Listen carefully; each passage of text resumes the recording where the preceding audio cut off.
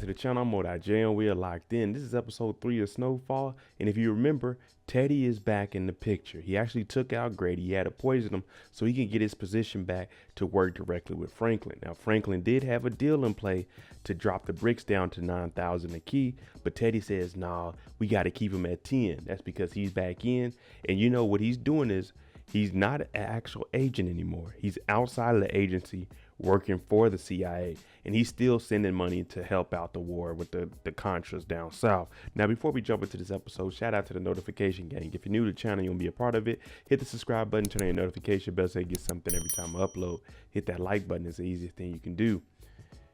With these prices not going down, everyone's going to be a little bit upset about it. And Franklin promised his baby mama that he's going to protect the family. But we're going to see how that all plays out, especially with these bricks being 10 a key instead of 9. So let's jump into it. This is episode 3. FX's Snowfall. We've made it to the crossroad where Franklin has to tell Louis, Jerome, and Leon that, hey, those prices for 9,000 a key, it ain't going to happen. Teddy's back in the picture. Don't call him Reed. And then they're saying, what about Grady? He said, well, when I went over to Grady's house, the house is empty. I don't know what happened. All I know is when the CIA brings somebody in, that's who we got to work with, and that's who we're going to work with moving forward. Now, everyone's telling them, hey, we should take Teddy out here so he can see how the cartels are running things, the Colombians, because we need that at 9 a key or we're going to lose all our product.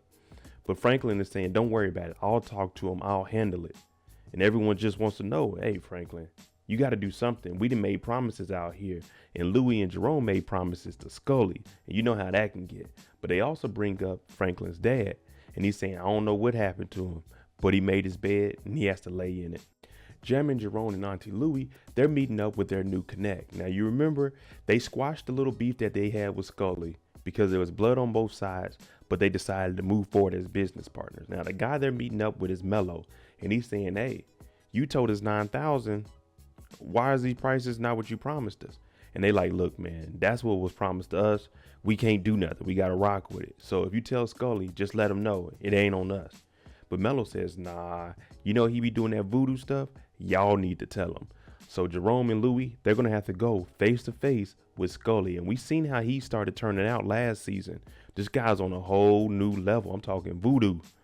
Back at the office, Franklin is on the phone and you hear him talking about the prices. 10,000. All right.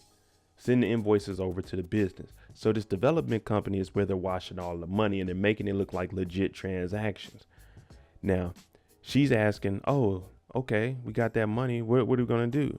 And Franklin's like, well, first thing we need to do is put Grady's house on the market. Now, he's not there. He's up and gone. And she's kind of iffy on it. She's thinking, where's Grady at? Aren't you working with him? He's saying, nah, we working with Teddy now, but we got to sell that house.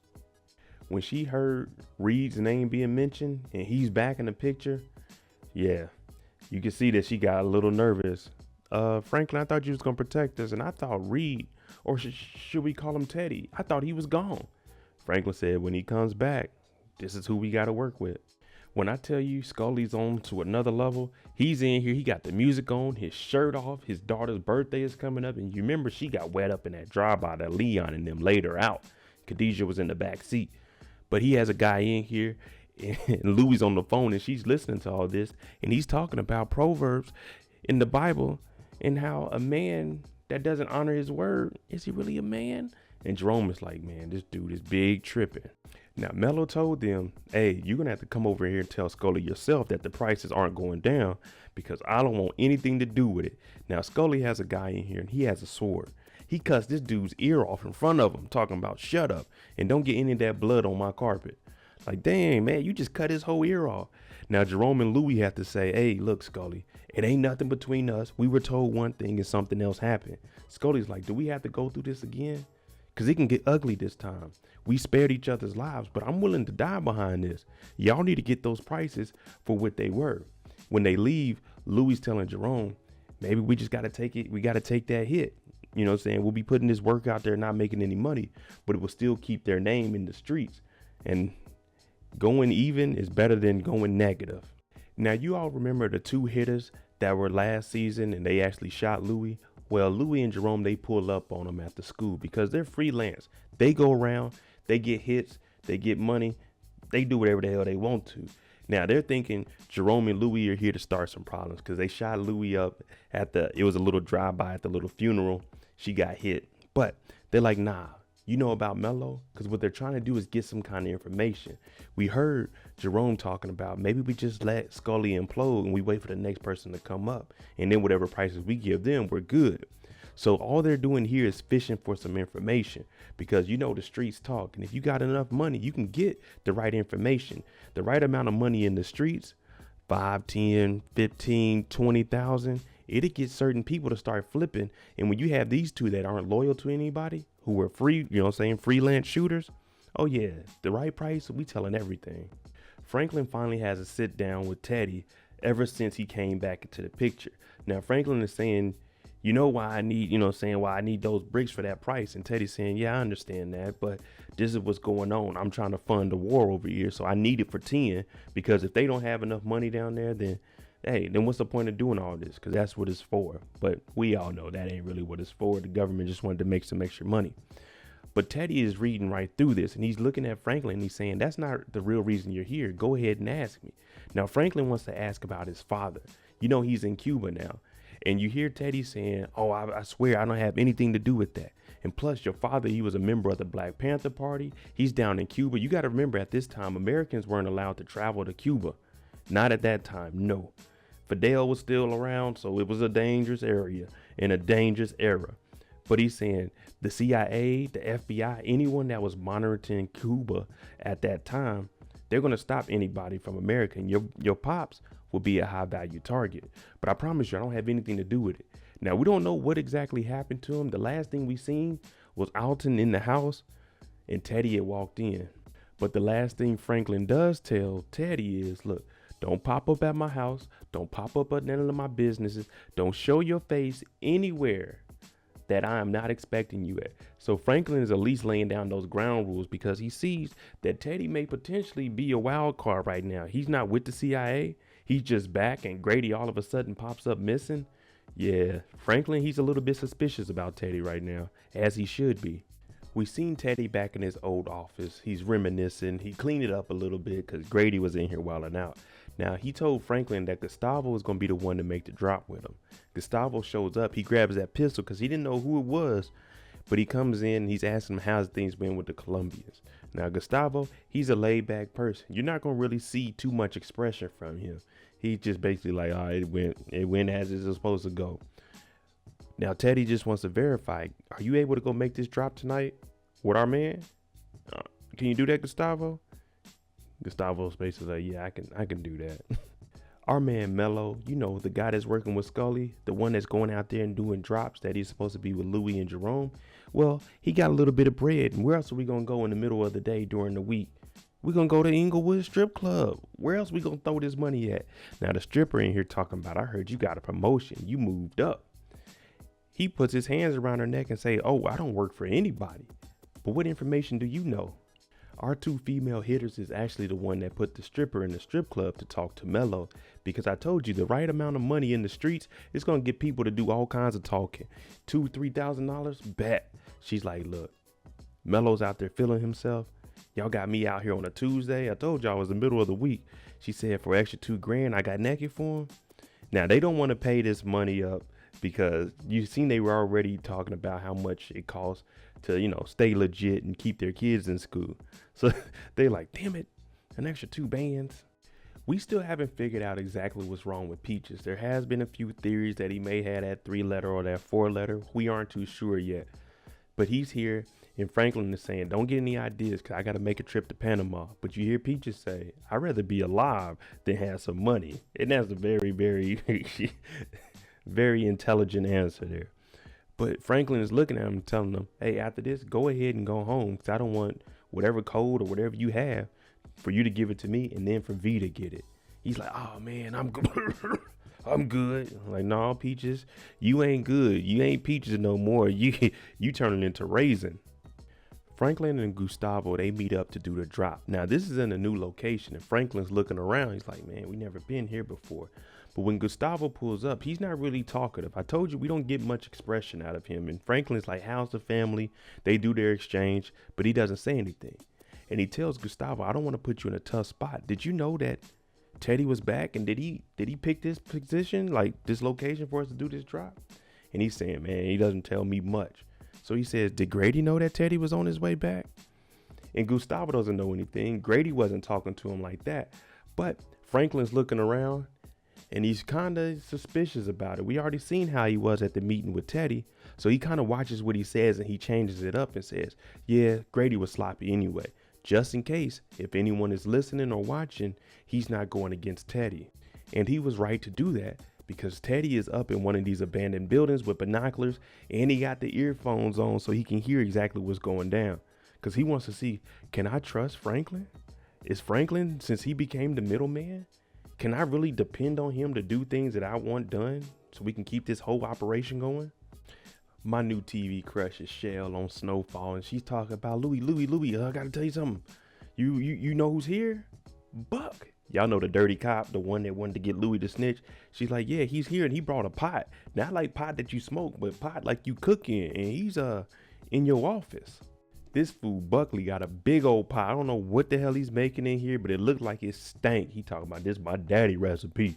He used to play in the Negro League. She looks over at him and says, this is my office. I need you to respect it. But then they start talking about how his father gave up a lot of things. And she said, yeah, when you grow up, you get rid of those childish things. Yeah, like this cooking in somebody's office. But then Big Jerome comes in talking about thing 1 and thing 2 is down here. I don't know what the relationship between him and Buckley is, but you remember Louie didn't want Jerome to go down there and talk to him last week. He talking about, what's up, Jerome? He says, your world, nigga. I ain't got nothing to say to you. Now, what Louie is doing, she's trying to make him a little bit more relaxed because she doesn't want to snitch on nobody. That's not what we do over here. So she's saying, how about I go get Shell and bring her up here for you? Buck's like, ooh, Shell is always a good time. Hey, bro, if you don't calm down.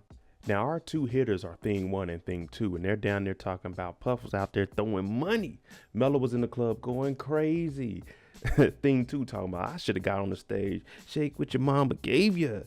But Louie and them, they're happy that they got a little bit of information because they seen that Mello was feeling himself, and this could be their way in to try to get Scully about the game.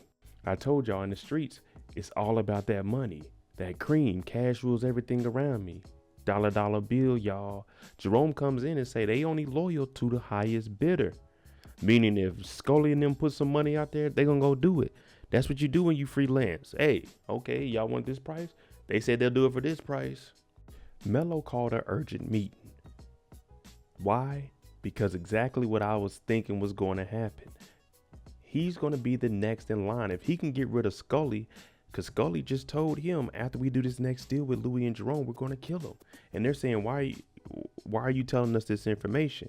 And he's saying, because he likes this. And he's talking about 12 a key. So if they're getting them for 10 and they're giving them to him for 12, that's a $2,000 profit compared to them making nothing with Scully. So he's saying, look, Scully's going to a psychic tomorrow to talk to his daughter for her birthday. No one will be there. And right now, nobody in our organization is feeling Scully. This man just had a sword, cut a dude's ear off. In the middle of the apartment complex, he had 3 people standing there naked with signs around them. Don't no one want to be around that? Now, Louie is smart. She says, well, you go take care of him and let us know what's going on. And he said, nah, I can't have any connection to the throne if I'm the one connected to the death of the king. So he's saying, all right, we got to all trust each other. There's got to be a lot of trust here. Mello is going to set him up, and it's their job to knock him down. They talking about we need a little bit of money for this just to make sure everything's copacetic. How about 50 bands? He said, you should have asked for 100. Louis said, well, we'll do 100 then. And then he's like, all right. And he gives them the address. Ooh, this is about to get good. Jerome and Louie pull up a little bit earlier just to scope out the place because you want to see exactly what's going on. You don't want to show up at the time that he's saying because it could be an ambush for you. Now, when they get there, Jerome's like, wait a minute. What if she knows? Louis say, what if she knows what? Well, she's supposed to be a psychic, so she should probably know that somebody's about to pull up to try to get rid of Scully. Louis goes up to the door and the lady's like, what bring you over to my door?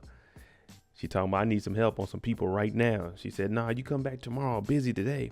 Louis pulled out them stacks. She said, oh, come on in. Why didn't you say something? Franklin goes back to the spot that him and Gustavo did to meet up. Now he's bringing thing 2 because she talking about she wanted to get in real estate and do some investing. So what Franklin is saying, we're just gonna go around here. We're gonna look, you know what I'm saying, see if we can see anything. Cause he wants to know, is this where Teddy's gonna be setting up at? And when he's doing these drops, is he spying on me? Franklin and Thing 2, they get upstairs and he goes in a room and he sees some footsteps. It looks kind of new because it's dusty up here. And when he goes over to the table, he finds something on the floor and he picks it up. But when he looks outside, he's like, damn, Teddy was up here watching me. Because this is a new drop-off spot and this is a direct line of sight to where we were at. Scully pulls up and he's a little hesitant. He's slicking the hair back, got to comb it, you know what I'm saying, going against the grain. Talking about we about to look good. He comes in, but he's a little nervous. Now, if you look closely, when he comes in, someone's coming through the beads with that thing in their hand. Scully talk about, knew y'all was possum, man. Basically playing dead. But Jerome said, no. Mello told us he wanted a chance at running the throne because you were going to get rid of us after the next drop. You hear Louis say, that don't work for us. It don't. Mello shows up with the Goonies. Are we good? We good? What we got here? They like, yeah. He said, I ain't heard nothing on the news, no police scanners. Jerome talk about this ain't amateur hour, little nigga. We do this. We clean up nice. He said, man, I need a little more proof than that. And what they have is a locket that Scully wore. And they toss it over at him. I know Mello's thinking, ooh, I'm the man now. Y'all said 12 a key? Okay, let's get it. Right when things look like it's about to get better, Scully comes out the other room. Now Mello talking about, come on, Scully. You know she came to me with this whole plan. So Scully wasn't going to get rid of them. Scully, you know, he changed up. They spared his life. He spared their life. So he was on an agreement. Mello went behind his back to try to be the man. And unfortunately, this isn't how the game is played. Scully puts Mello down. He looks over at Louis and Jerome and he starts citing scriptures from the Bible and everyone's looking at him like, all right, we get it, Scully, but you need to get this body on up out of here and leave that 100 bands too. Look at Jerome. He ready for whatever. I told you the streets. If you honor thy streets will honor you. And Scully is saying, why you didn't take the shot? Well, that's because in that hospital, you didn't kill Louis. So they weren't going to get rid of you like that because they didn't feel that you were going to be the one that was actually going to get rid of him. And he's saying, you know what? You're right. Now, Jerome picks up the locket and then Scully tells him, you know, this little relationship that we have, you let my angel watch over you. So he lets Jerome keep the locket of his daughter. Franklin isn't acting like his normal self. And this is because he found out that Teddy was actually spying on him when him and Gustavo did that drop. Now, we're talking about trust between everybody, but this seems like Teddy isn't trusting him. Now, V, she's talking about, you should have a drink. You should dance with me. We should celebrate because they put in an offer and everything's looking good. But in between this, Wanda shows up. Now, we know she doesn't have a job and she's talking to Leon about letting her work for him, which we all know is a bad idea because she's a former junkie. When Wanda was staying at the house, she was eavesdropping. Now, one of the ladies that collects rents for Franklin at his apartment complex, she got water on her knees and she can't go up there. And what does Wanda having going for her? She used to run track. A lot of junkies are fast as hell. What else could she do? She said she fixed the dryer with no wrench, no tools, straight hands. I'm talking about back there. Yeah. So you know them hands is rough as hell in case she got to get the boxing. Now, Franklin is listening to this. And of course, you like, I don't know. I'm iffy on this. But she wants a job. We're going to see if Franklin's going to go through with it. Look at Franklin's face. He said, all right. Now, I wouldn't give her a job dealing with anything important. Nothing around money. Nothing around drugs. Hey, you can start off like you'll just be here in the office. You got to answer phones. That's it. Franklin meets up with Louis and Jerome to give them the work that they need. Now, of course, he wants to know what happened over in Inglewood. Is everything good? They like, yeah, no guns were drawn. Well, there were some guns drawn. There wasn't no bullets, Franklin. We good, though. We good. But Louis wants to know about the prices. And Franklin is saying, Teddy, the prices aren't the problem. You guys branched off. If we were all up under one roof doing this, then the price that we were getting them for and we split 50-50, we would all be making money. But you guys went off and did your own thing. Because you got to think about it. 10,000 here, 10,000 there. You're trying to flood the market on your side. I'm trying to do it here. That ain't going to work. But if we get them all for 10 and then we sell them to multiple people, we'll be able to have more to split. Everyone has their own opinion about this. Now, Louis is saying, Jerome, this is between me and Franklin. He's like, you're right, it is. So you handle it. And even Franklin understands that what Jerome is saying with the breaking off, Jerome didn't want to break off. Louis wanted to do this because she didn't want to be caught up in the decisions that Franklin made. Same thing with Leon doing his own thing. Franklin was getting a little upset, but he's telling him right. You want to do what you want to do on your own, Queen Louis. Don't talk to me about no prices then. You go do what you do, because everyone has to answer to somebody. And he's saying, I got to answer to Teddy. Where are we getting all this from? Teddy. Teddy made my father come up missing. I'm not about to go against Teddy and then he can make us come up missing and we don't get to enjoy none of this. So if you want to go do your own thing, do it. But don't talk to me about bricks. Jerome was looking at her like, he got a point. He got a point. He put us in the game. If it wasn't for him getting the stuff, then we wouldn't even be here. And the last thing he tells Auntie Louie, there is nothing that he won't do to protect himself and everything that he worked hard for. So that's a low-key a threat. All right, there you go. Episode 3 of Snowfall. The show is getting better, and this is what we've been waiting on. You got to understand, this is only the 3rd episode, but we're getting all the suspense. It's starting to snowball here, people.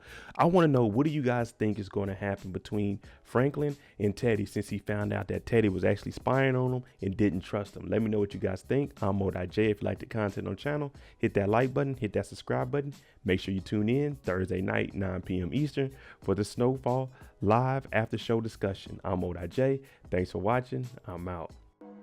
Jimmy on the beat, boy.